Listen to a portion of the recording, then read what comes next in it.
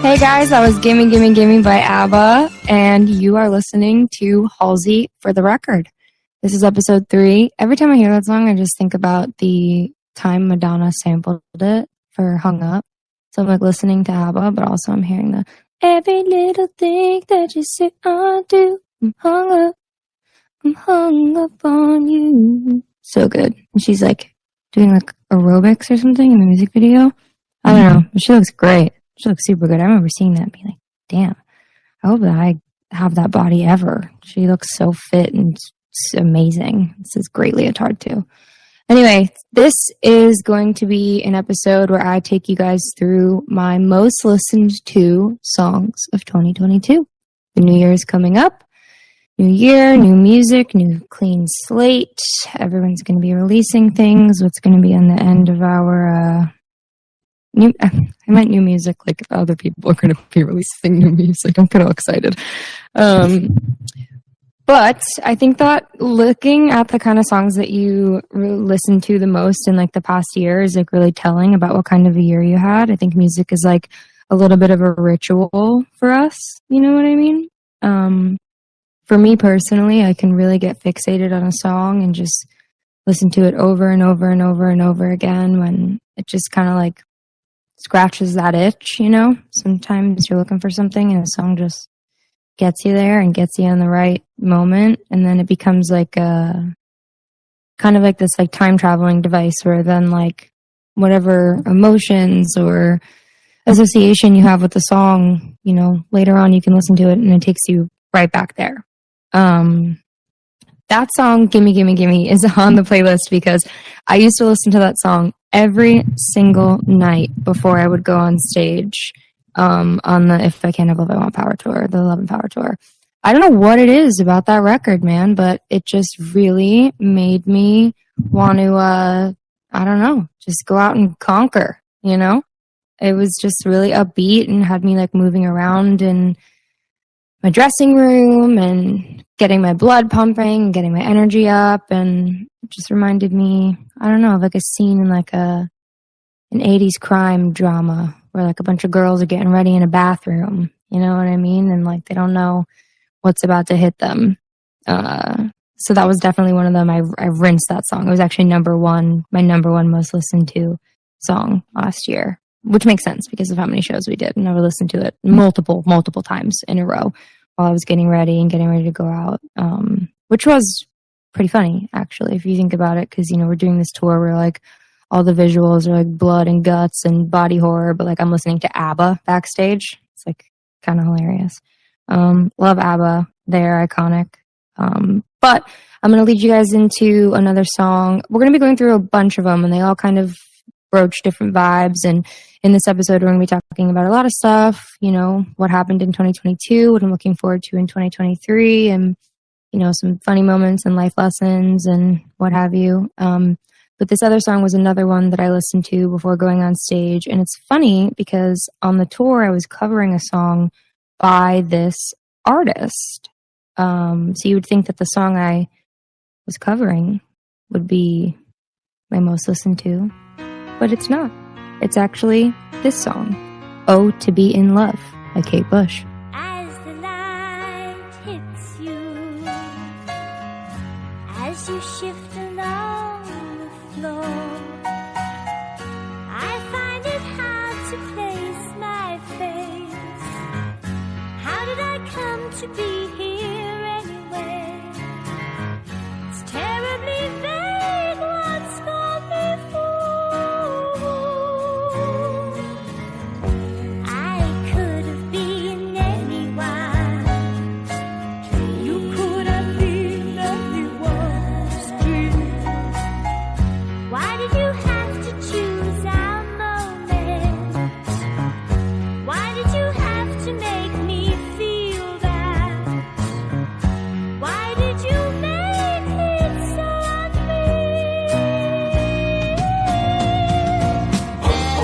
To be in love, And never get out again. to be in love, And never get out again. to be in love.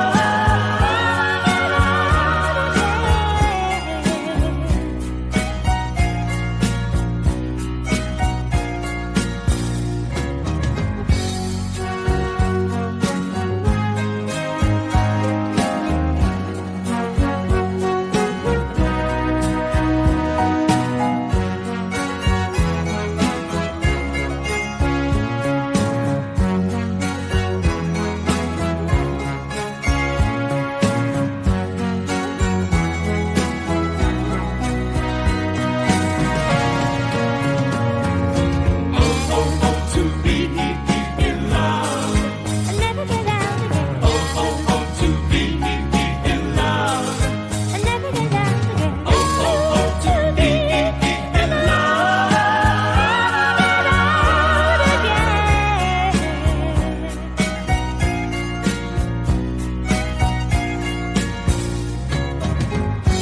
All the colors were brighter now. Everything they say seems to sound new. Slipping into tomorrow too quick. Yesterday always too good to forget. Stop the swing of the pendulum. Let us move. To be in love, And never get out again. to be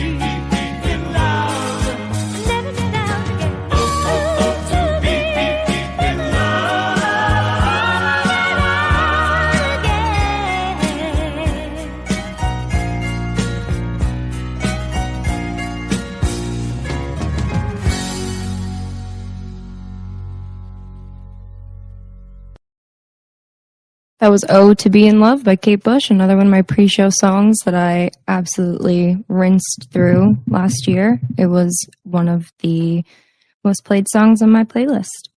It was another one that kind of got me pumped up in a different way for being on stage. I was like kind of like, you know, strutting around singing that song, and something about Kate's voice. First of all, it's a great vocal warm-up song because some of those notes that she's hitting are just like totally out of control.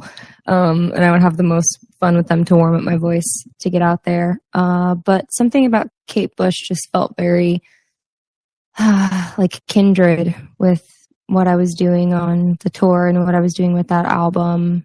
Yeah, obviously I was covering the song. But yeah, that was another one that you could walk by my dressing room backstage at night and just hear me like belting and just like picture the scene. There's a bunch of like old dudes who work at a venue, like standing in the hallway. And I'm like wailing that from behind a door, and they're like all looking at it like, what's going on in there?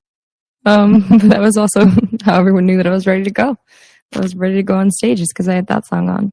Eventually I transitioned into like headphones when I was listening to it because I just got too embarrassed. But I would still sing along out loud, which in retrospect was probably worse, but you know, it kind of killed my stage fright a little bit, which is exactly what a good pre-show song should do, is kill your stage fright. This year was, you know, I think honestly, like we're all still kind of transitioning out of that post-COVID kind of thing, you know? I think there was like a lot of pressure on this year. And I say post-COVID, but obviously, you know, be safe, everybody, and make sure you're taking care of yourselves and stuff like that right now. But I think post-lockdown is kind of more what I mean. Post-isolation, post-shutdown, you know, kind of that confusing time. And I know I personally put like a ton of expectation and pressure on 2022 because of that, you know, where I went into it kind of thinking that I needed to play catch up for the years that came before it. And I had all these expectations of myself. I was certainly itching for social interaction and camaraderie. And, you know, the tour was really helpful for me because it definitely like crash coursed me into interacting with tens of thousands of people at once, you know, in a really macro way, but, you know, also in those kind of little nuances and intricacies, getting to like have little moments with people throughout the show and on the road. Finally getting to perform music that I had written during the lockdown. It was the year for me where I kind of settled into being a mom, where I wasn't like, okay, holy cow, like I have no idea what I'm doing. It was kind of like the year where I was like, oh, I do know what I'm doing. Oh, okay, I'm good. We're good. I remember like when I first had Ender, you know, the first couple weeks, I remember there's so many moments that are just like so, what's the word I'm looking for? There's so many moments that I think are challenging in certain ways, and not that they are challenging experiences, but they challenge you. They force you to look at yourself in a different way. And in those moments, I remember looking at him kind of in the beginning and being like, it's all right, dude. You've only been a baby for a few weeks, and I've only been a mom for a few weeks. Like, we're both just like, it's our first days on the job, you know? We're gonna figure it out together. And then in 2022, I was kind of like, all right, we've both been doing this for a while. You know how to be a baby. I know how to be a mom, and we're rocking together. We got this going, you know? So that was like, that was really nice, you know? Just two little guys. That's really funny. So we were just two little guys. Yeah, we were. We were both just two little guys. Andrew loves music, like a lot, actually. I've told you guys before, he really loves drumming, and it's so interesting to see like what his specific taste is, because like he can be a really harsh critic, you know, like there's some songs that he really doesn't respond to, and then there's some songs that really just get him going and make him really, really excited. He loves Smashing Pumpkins. He was really into Bad Habit by Steve Lacy. That was like one of his jams. He was super into that. He loves Jimi Hendrix. Loves the Rolling Stones. I I'm not going to say what he doesn't like, but because actually the first music he ever really responded to was Future and Young Thug, which is really funny. He was only like a couple weeks old and like really smiled and got into it. And I was like, wow, I love you. I know exactly who you are. Like, you're going to be amazing. But getting to expose them to music is so exciting, you know, because I think that the type of music that we listen to when we're young really does have like a huge impact on the type of art that we like later in life, you know, because it, like I said earlier, music is a ritual and it reminds you of certain moments and, you know, hopefully good ones that we're building. But this last year, this year we're in now that is ending, that just happened, I started almost every single morning with this song.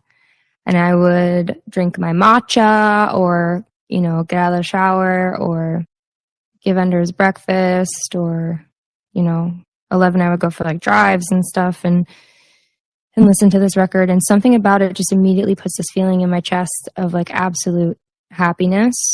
I have a sneaking suspicion that the song is actually about a drug dealer, but that's cool because like when I hear it, I think about like my son and my partner instead. I guess definitely some parallels there, you know what I mean? Because they're kind of like dealing me serotonin, like when I need it. So like the feeling of the feeling of them being like the connect for wanting to be happy is definitely there's definitely some correlation there. So yeah, you know, definitely a normal song to think about your baby, but definitely one of my favorites. Puts me in a good mood immediately. Even when I listen to it right now, it's dark outside, but it's going to make me feel like it's daytime because I just so strongly associate it with the morning. This is Runner by Alex G.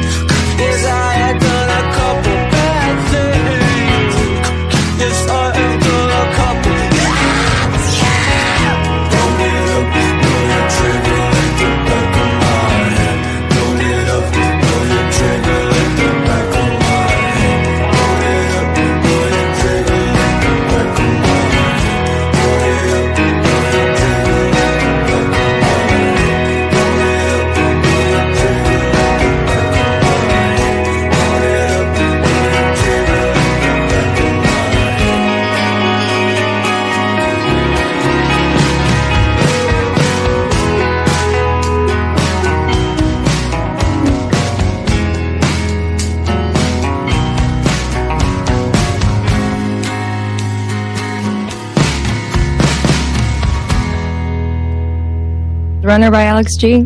I'm not even kidding you. I think I just totally messed up my circadian rhythm. Like, my cortisol levels are definitely all over the place right now because I just like, I'm like a Pavlovian response to that song where I'm like, all right, the day is getting started. Like, I was actually pretty sleepy when I started this, and now I feel like all jacked and wide awake. It's really crazy how like music, and I guess from a frequency standpoint, it makes sense, right? Because your brain starts to associate certain frequencies with feelings or times of day. It's like almost like a mnemonic device for remembering a feeling as opposed to remembering a sentence or phrase or equation or whatever else. I used to do that in school a lot, make songs out of things that I could remember them for tests and stuff like that.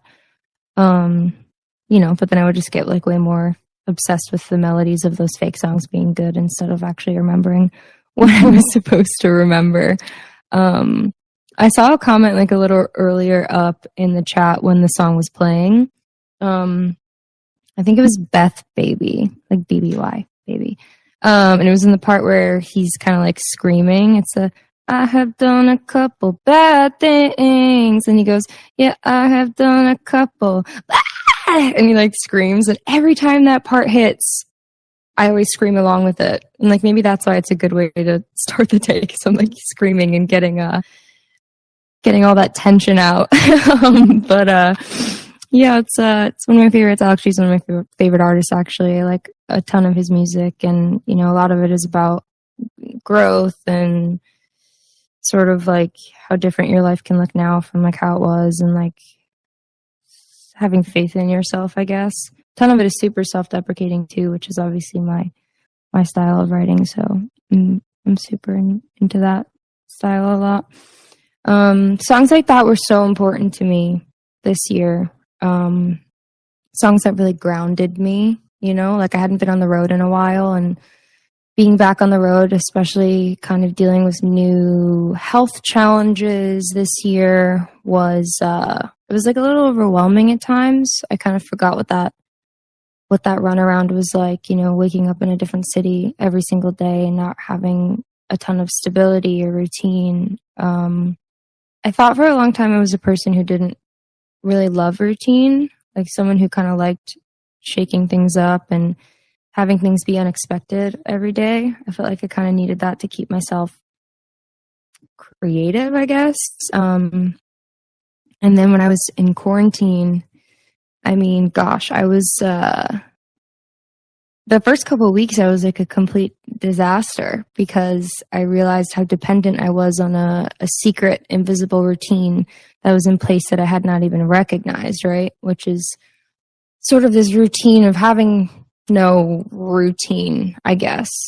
For a long time, my life had been waking up wherever and, depending on the day, like doing meetings and starting glam, doing press, going to sound check, taking off the glam, doing a new glam, preparing for the show, getting on stage, doing the show, going to sleep. I sound like the Lady Gaga. Bus, club, another club, plane, no sleep, show, whatever. That's what I sound like right now, but it's actually really funny. I know everybody made such a joke out of that, but every time I watch it, I'm like, damn, that really is what it's like. You know what I mean?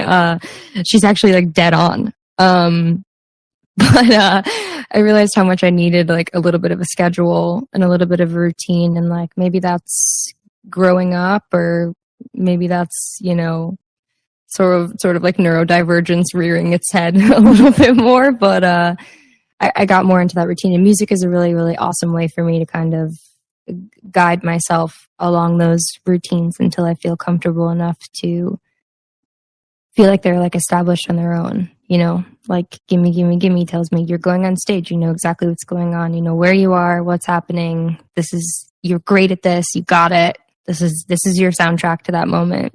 And then Runner had me starting the day being like, I got this, I got today, it's going to be a great day. You hear those guitars and pianos, the sun is going to be shining in California, let's go. It was like one of those. But not all the songs were so upbeat or so happy. There were some that were a little more tender and melancholic and sad.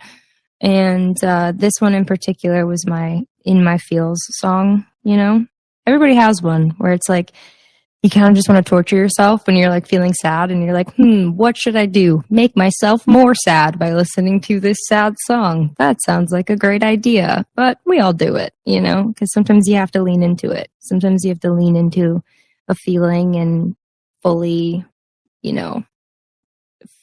immerse yourself in every single corner of that feeling so that you can come out on the other side feeling like you had conquered the feeling and you didn't leave anything behind. You had fully experienced what that emotion was intended to make you feel. And sometimes you need a little help doing that. And I think that those songs that make you lean into it are really, really helpful. This one in particular it's actually not that sad. It's just made me sad. And I don't know why, because it doesn't particularly relate to anything urgently personal in my life. But sometimes a good song can do that, man. Can make you feel like you're living what the artist is singing about, even if you're not. And this, for me, was one of them. This is Never Have Sex by Leith Ross.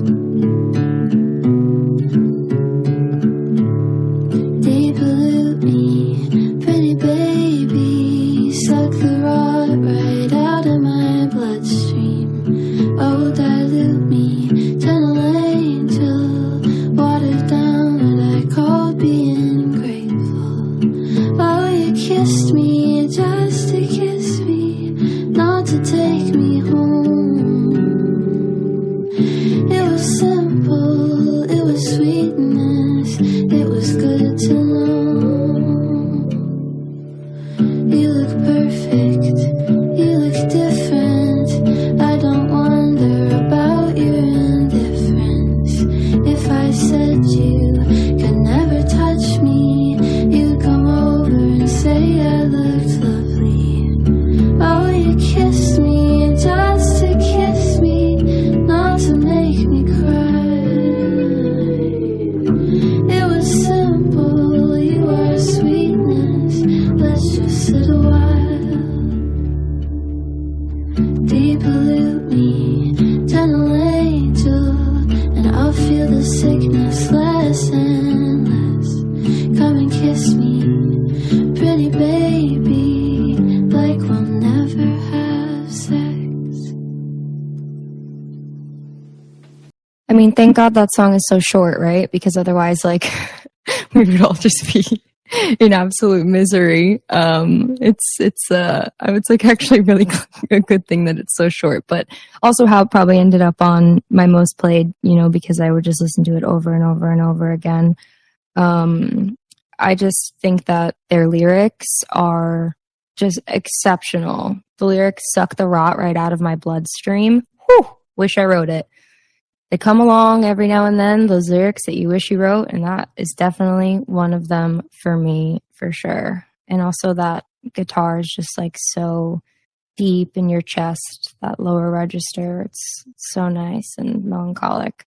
I brought us up just to bring us back down, but don't worry, we're going to go all over the place. Everything is going to be fine.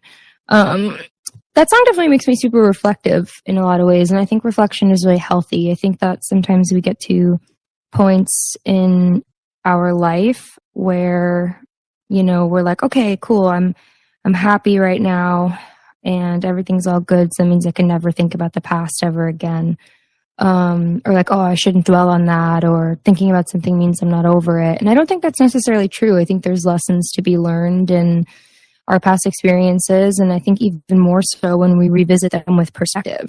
You know what I mean? You don't learn everything you're meant to learn from something in the moment or immediately after.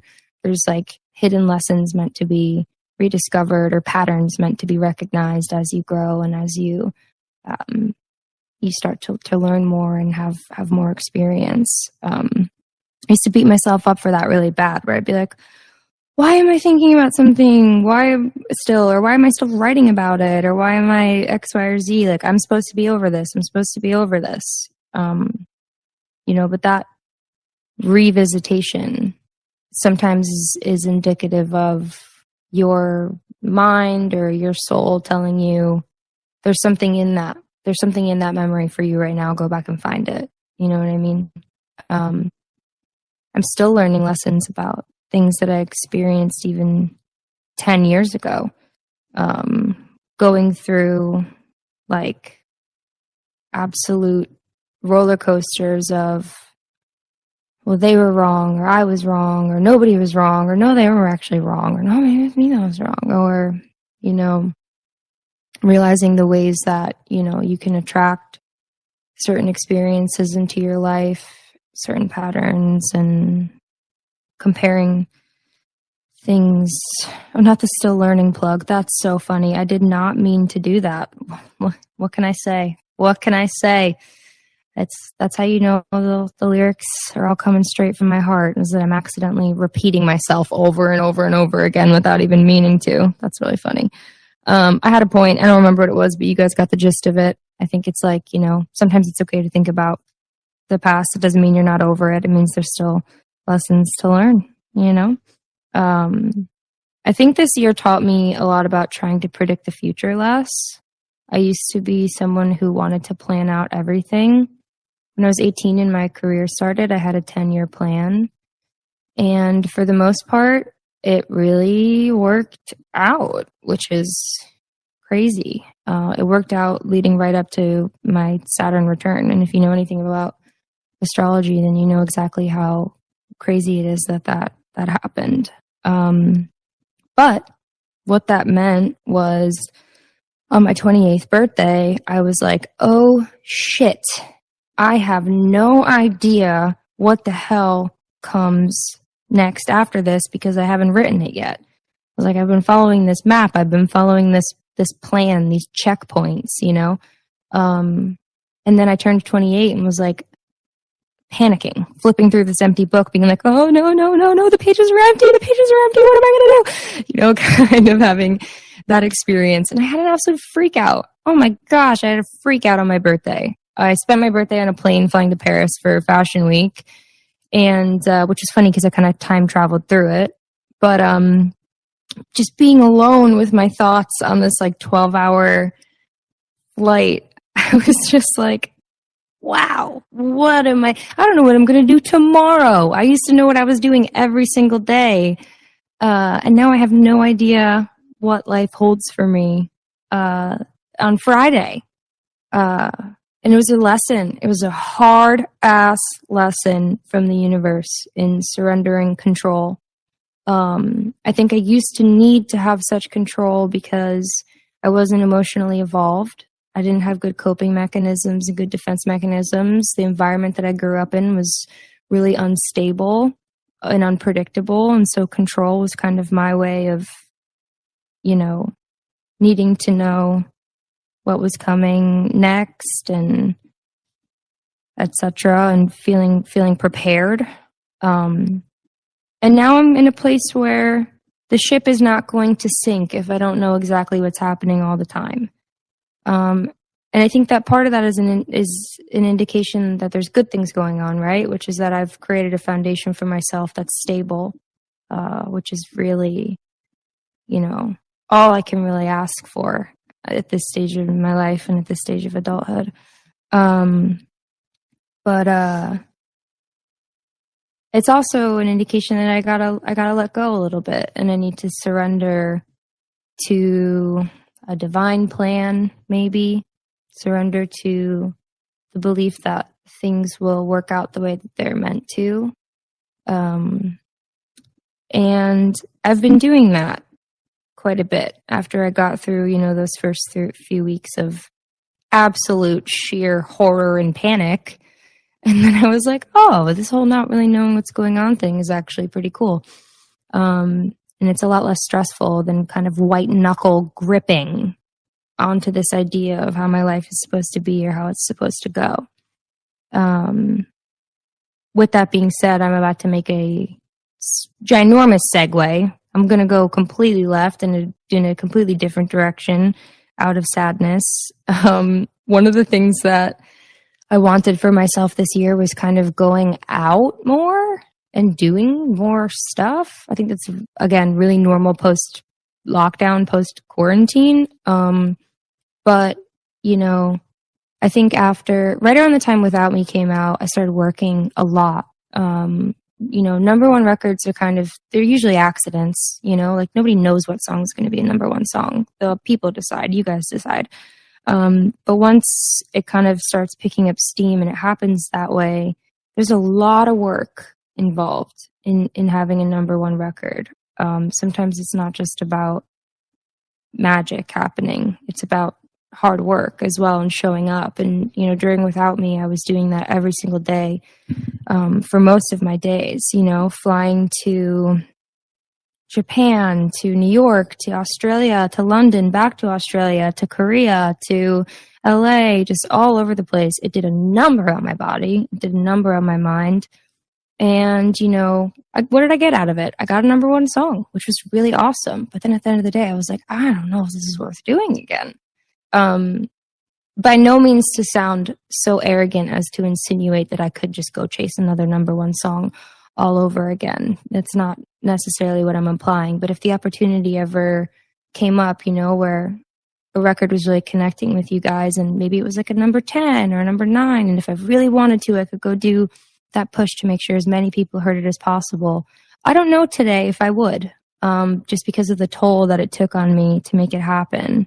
But because I was working so much and I was so insulated, you know, I told myself after Manic Tour, I was going to like, you know, loosen up and like have some fun and go out and do some stuff. And then I flew home from Europe to the lockdown. And so then I was, you know, I was home for quite a bit, and then I made the record, and then I was pregnant. We made the movie, and I was promoting the record, and I went on tour. And by the time the tour finished, I was like, God damn it, it's time for me to have some fun.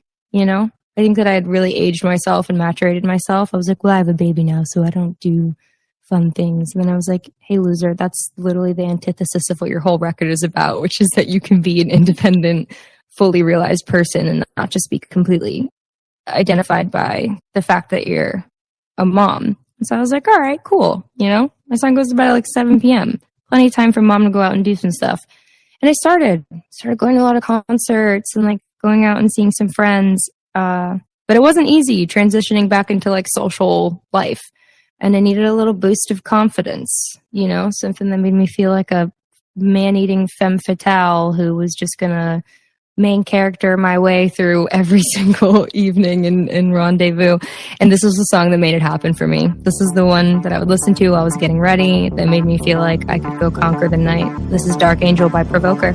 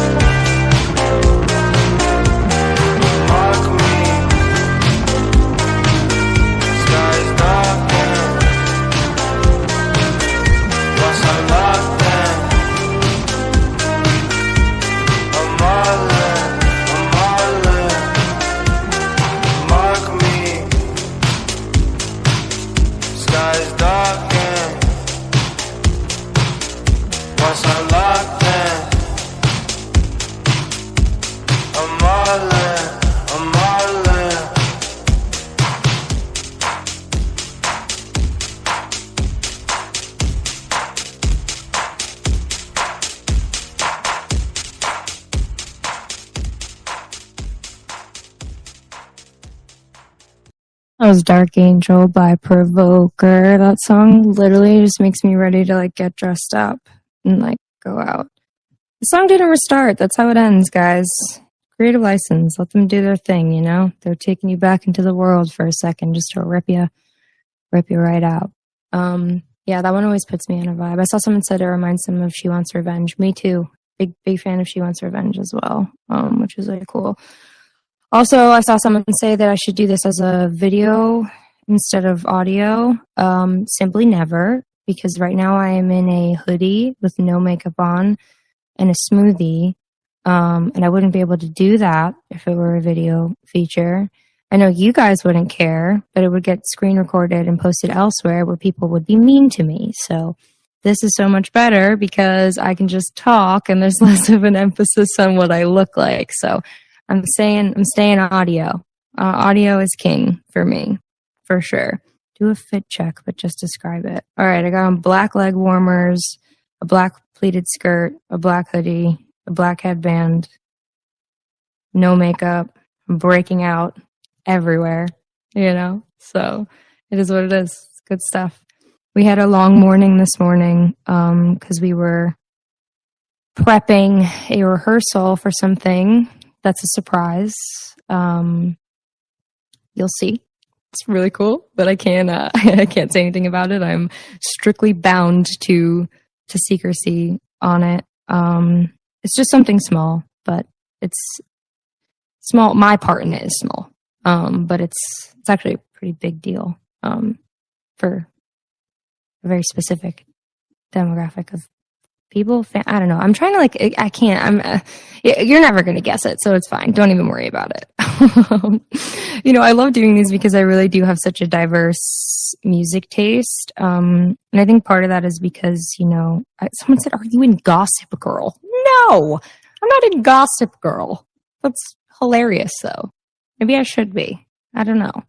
Thanks for throwing that out there, though. If I could be in anything, I would want to be in You. That's what I would want. I would want to be the bitch that finally takes down Joe. Because I think I could do it. I think. I don't know. We'll see. That's what I would want to be in, for sure. Is the new season's coming out soon, right? Yeah. It's coming out soon. That's exciting. I can't wait. No, I know, Anthony. Why are you looking at me like that? I feel like you guys, if you guys hadn't seen Anthony in the earlier stages so often, I feel like there would be a rumor that Anthony's like not real. Like he's like a hallucination. And I'm just like talking to myself all the time, being like, Anthony's dead. Or like, no, Anthony. That's like what it seems like. You're like this like omnipresent, benevolent figure, just like always lurking. It's great. I love it. Also, low-key, I feel like everybody's really scared of you, and they should be because you're a savage. I'm just kidding. You're an angel. Okay, I'm like, this thing's starting to. Someone said, "Wait, Anthony's real." Fuck you. That's so funny. That's my day one. Anyway, in regards to diverse music taste, I think there's like things that I like about so many different genres and so many different types of songs. And like I've said in an earlier episode, that's kind of what informs the music that I write, because I take unlikely parts from songs as inspiration and like put them together for my own music. And, some of the stuff that I've been writing lately, I've just been writing for fun. I posted on my Tumblr because I have a Tumblr now again. I posted on my Tumblr and I said, I've just been writing like it's a compulsion, just like I can't stop all day long, literally having conversations with people, talking back, responding, fully engaged, but also like typing away in my phone fast as possible. And somehow also writing coherently about something completely different than what I'm talking about. And then looking at my phone and being like, what did I just write? You know what I mean? I'm like having to go back and like reanalyze what came through my subconscious in that moment. Usually I'll read something and I like kind of read it to like a rhythmic pattern a little bit, and then the melodies start to inform themselves a little bit. And right now I've been just teasing a lot of different well, teasing myself rather, with like a lot of different ideas and, you know, possibilities from very broad genres of music that I've been listening to. And that can either be really good or really bad. You know what I mean? Like sometimes experimenting with ingredients can make a meal super tasty, or you can be like, none of this shit goes together. This is fucking gross. And with music, it can kind of happen that way too, where like something sounds like a good idea and then you execute it and it's just like not great. Where you're like, yeah, like what if there was like marching band drums, and then it was like, you know, like a Y2K pop female vocal, but like the piano, it was like church organs, you know? And then you're like, that doesn't sound good. That sounds like a cool idea, but then you hear it together and you're like, this is garbage. It's like if there was a Gordon Ramsay of music, it would be like in your studio being like, this is fucking disappointing. But you kind of have to like make those mistakes and try to like figure it out, I guess. Also, I low-key, minus the drums, just basically described Walls Could Talk, which is really funny. But that's why we took the drums off of that one and put the clocks in instead. All right, I'm starting to get long-winded here. This song was another one of my most listened to. Oh, that's funny. Somebody just brought it up. Somebody's a psychic in the chat. This song was one of my most listened to. One of my favorite artists ever. And, you know, I'm not like only a person who listens to like super obscure music. I fucking love pop music because I make it sometimes. And I think it's a tremendously challenging science. And I have so much respect for people who really nail pop music, because it's one of those genres where like 99 times someone gets it wrong and then one time they get it right. And when they do, it's so right. And for me, this artist and this record was one of them. And I just rinsed it this year because it feels so good and so courageous of a song. This is Music for a Sushi Restaurant by Harry Styles.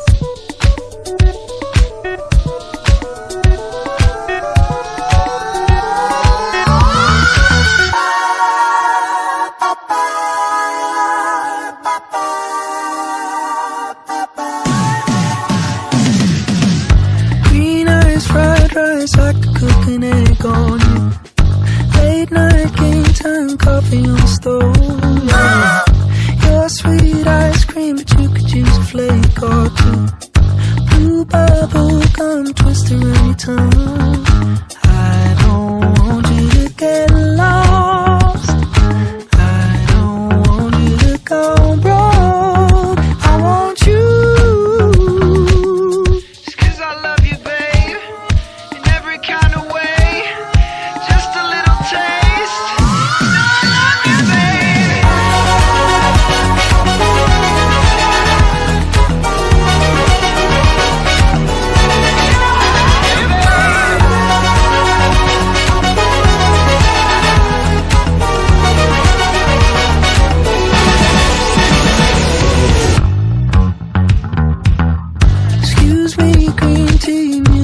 Sushi restaurant.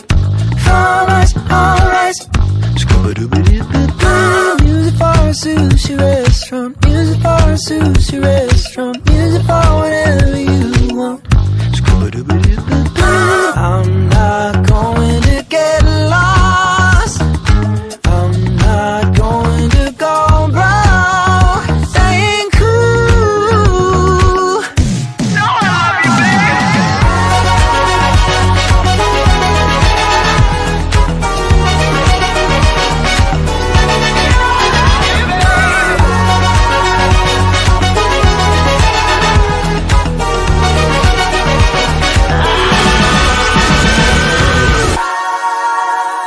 Stars were edible, and our hearts will never fall. Could we live with just a taste, just a taste? 'Cause I love you, babe, in every kind of way. Just a little taste. You know I love you, babe.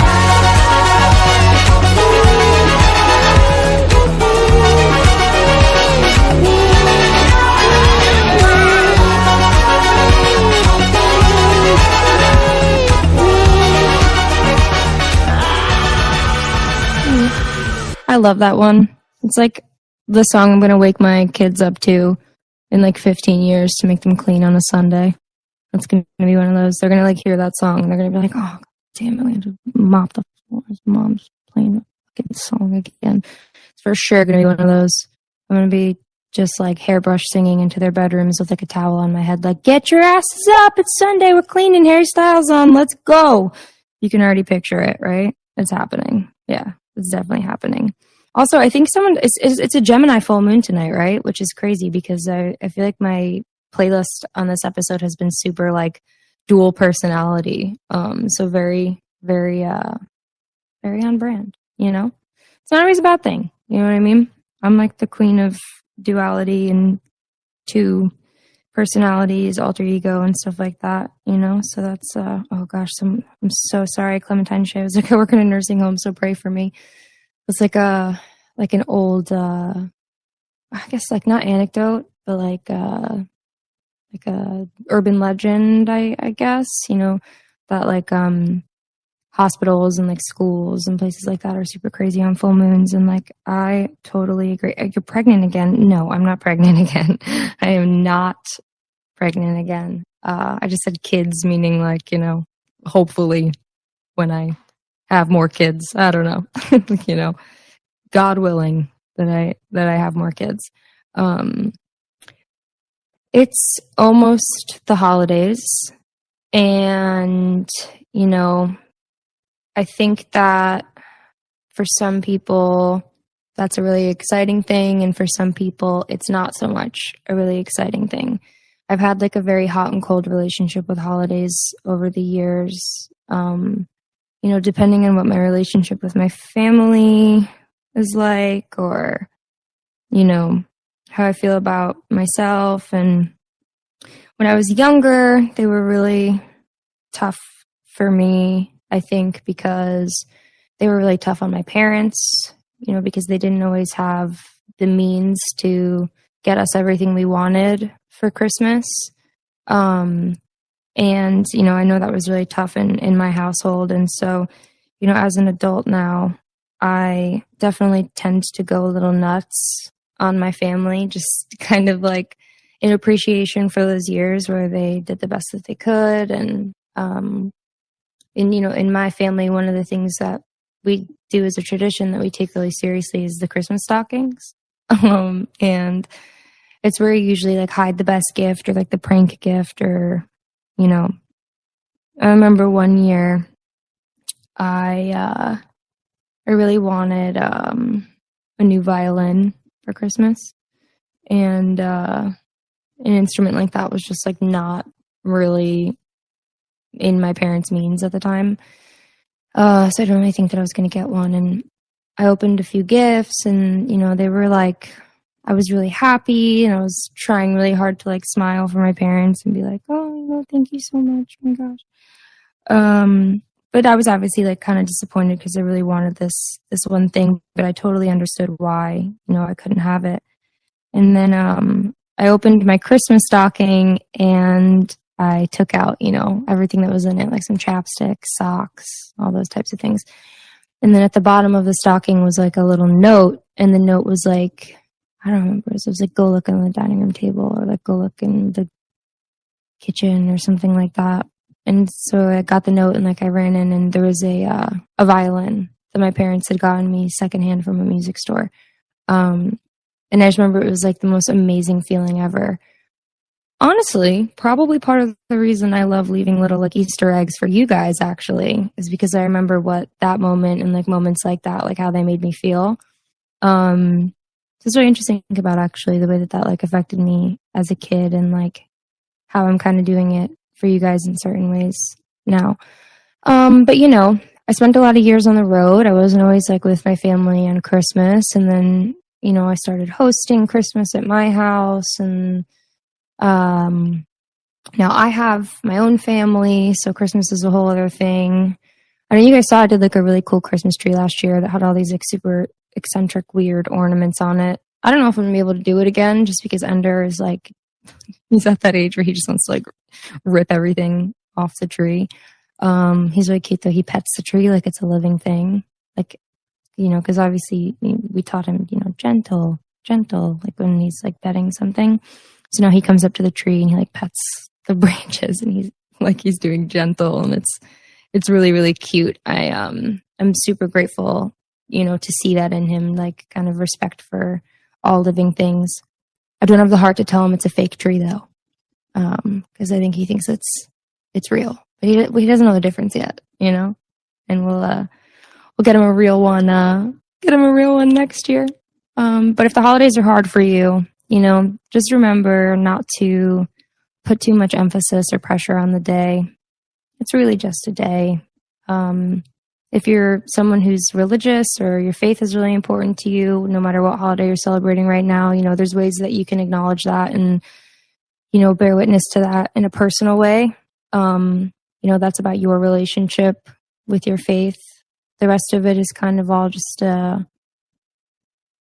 it's meant to be good if you've got it good, but there's no reason to push yourself into a situation that's uncomfortable or damaging or frustrating or, even perhaps emotionally volatile or toxic for you in some way. You got to look out for yourself first. And as these years go on, there will be plenty of other holidays with positive memories to replace the ones that didn't go quite the way that the movies tell you that they're supposed to go.